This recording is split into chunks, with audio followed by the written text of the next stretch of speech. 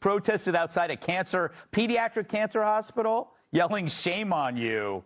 How low can you go? You know, the footage of that here in the city, the cell phone pans up to the hospital, and there's a little boy in the window, a little pediatric patient watching those wastes of flesh repeat after the main person with the cone thing.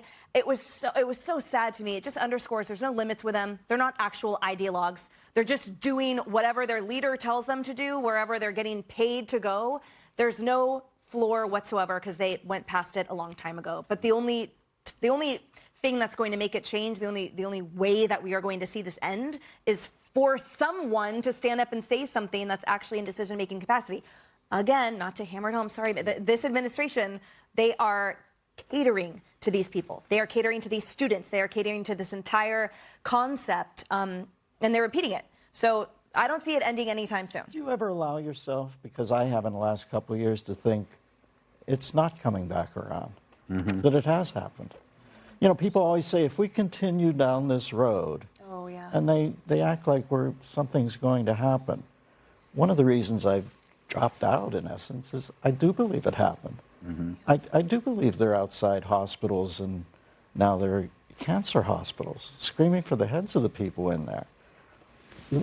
When people say for it to come back around, I'm not trying to be too cute by half. What if it doesn't?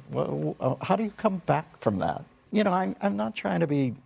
If you say this now, you're thought to be a harbinger of doom. And I'm just saying I've seen enough that I think you have to start living your life inside out. I think that's the only and that sounds like some monk coming down.